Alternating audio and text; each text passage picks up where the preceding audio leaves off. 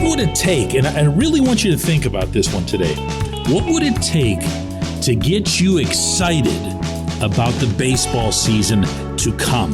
What would it take that would make you go, okay, now I'm into this? Good morning to you. Good Wednesday morning. I'm Dejan Kovacevic of DK Pittsburgh Sports. This is Daily Shot of Pirates. It comes your way bright and early every weekday. If you're into football and or hockey, I also offer daily shots of Steelers and Penguins where you found this. I'm going to take at least some of you back a few years to a time when the Pirates acquired Adam LaRoche from the Atlanta Braves. This was, if you'll recall, a pretty big deal. There were people showing up at the convention center for Pirates Fest because it happened right before that, which I'm still not convinced was accidental, who were just so stoked. This was going to be Lefty McThump, as my friend Brian O'Neill from the Post-Gazette wrote at the time. This was going to be the guy who, like Brian Giles, profiled perfectly with PNC Park, and his 25 home runs and 80 RBIs that he had in Atlanta were going to magically transform into 40 home runs and 100-plus RBIs in Pittsburgh. And everyone was just so into it because of one acquisition. One. And I remember thinking every year after that, who would be that guy? Who would be that player? Or might it be something else that occurs that would get everyone super stoked? Now, look, let's get out of the way the easy one. Bob Nunning's not going to sell. All right? We could do this on every episode, and I'm not going to today. So setting that off to the side here, what would be the one thing that would get you going? Would it be a first baseman? Would it be, not Adam LaRoche, obviously. Rochi's in blissful retirement right now, probably sitting up in some hunting. What do they call those things? Little houses that he used to sit in when he was hunting. Anyway, it's not going to be him. It's going to be someone who's, I don't know, who would get you stoked? Would it be Josh Bell, or would you say, hey, already seen him? We saw the second half that he had in San Diego after the trade from Washington. Nah, not him. Would it have to be someone who just happens to cost a lot of money?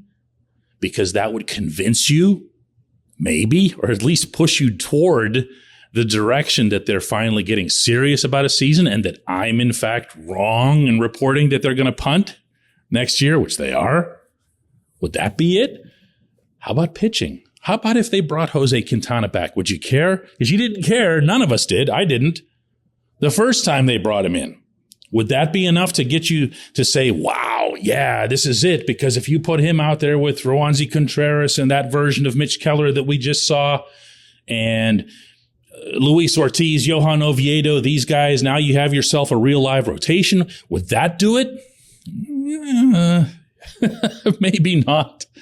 Catcher? No, catcher's not going to do anything because you know that Andy Rodriguez and or Henry Davis are going to hold that down soon enough, one way or the other. So what is it? What would there be? This portion of Daily Shot of Pirates is brought to you by our friends at North Shore Tavern. That's directly across Federal Street from PNC Park. It's home of Steak on a Stone, an eating experience, underscoring the word experience.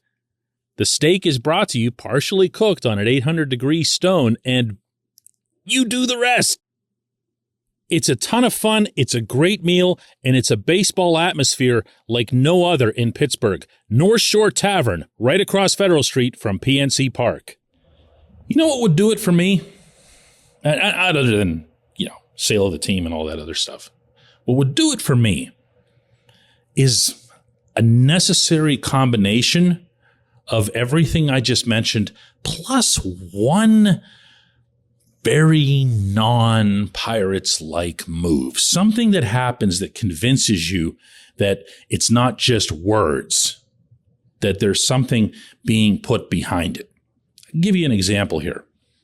Let's say they look at their corner outfielders, and let's say that they don't even presume that Jack Suwinski is going to be the guy. Like, they have to cover themselves in the event that Suwinski, bats 190 and whatever and gets sent back down.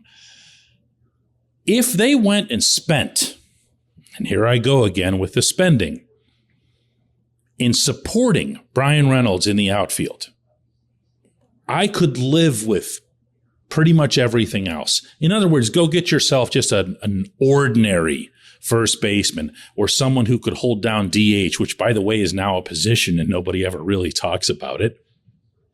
And then from there, make sure you have a stopgap catcher. Make sure that you add not just Jose Quintana. And I'm making it sound like Jose is going to come cheap because he won't. Guy just had a really, really good year.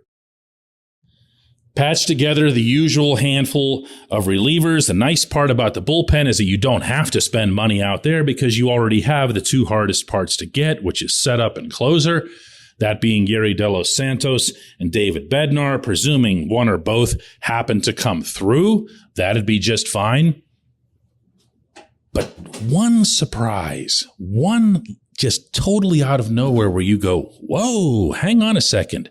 They got who? They did what? And maybe he's the DH. Maybe he is the DH. Maybe that's where you go to spend your money and wow everyone. And you don't do it for the sake of wowing. I say this all the time.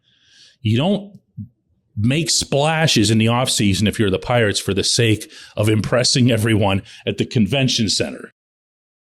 You do it because it's the right thing to do to compete in 2023. At least that's what I think, or I thought, before I just wasted 7 minutes of everybody's time with this segment. When we come back, J1Q.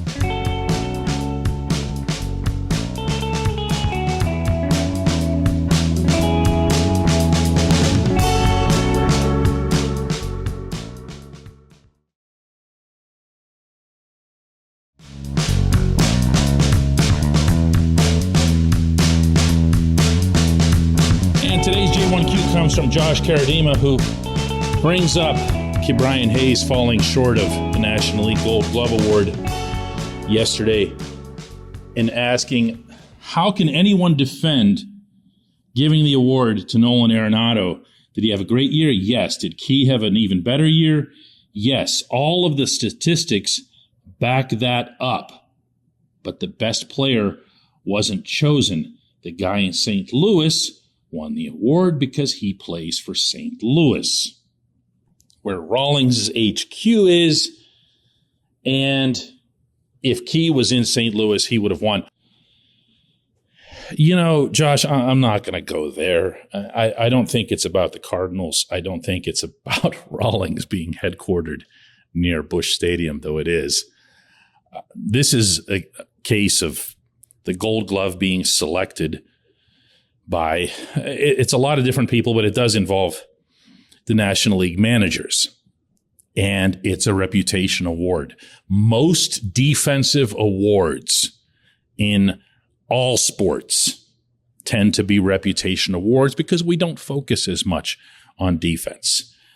It's not as big or glamorous a part of the game, although we do seem to enjoy the highlights of those more than any others. It's not an ideal situation for Key to be on a team that loses 100 games in back-to-back years. And would people notice more what he does in general if he was on the Cardinals instead of the Pirates? Yes. But to me, the way defensive awards work is you build up the reputation and then somebody has to come along and dethrone you. And I mean actively dethrone you. They've got to have a great year. If that's unfair to guys who are not great offensive players, so be it. Arenado's reputation was not forged in St. Louis. It was forged in Denver. He carried it over, and he's gotten more attention since he's been there, but he's been winning Gold Gloves for a while now. And he's going to continue doing that until Key dethrones him. Look, one thing about Key's stats, and I know the ones that you're referring to, particularly defensive runs saved, in which he was the best in baseball. However, he also committed errors. And I know those have become devalued in advanced analytics, but he committed them. And you're going to run into people who vote based pretty much just on looking at the stack of errors. You can't change that. That's why it's a vote. That's why there's a selection process. I would be more interested to see how Key ends up doing in some of the more advanced measures. I think you're going to see him get recognized by entities like the Fielding Bible and other ones that I'm not going to bore you with. But when it comes to the Gold Glove, it's still pretty much an old school award, and it went to the guy who owns it until someone takes it away from him. Maybe Key will do that in 2023. He can be better defensively than he was. That's not a criticism. I think it's just a fact. I appreciate the question. I appreciate everyone listening to Daily Shot of Pirates. We'll do another one of these tomorrow.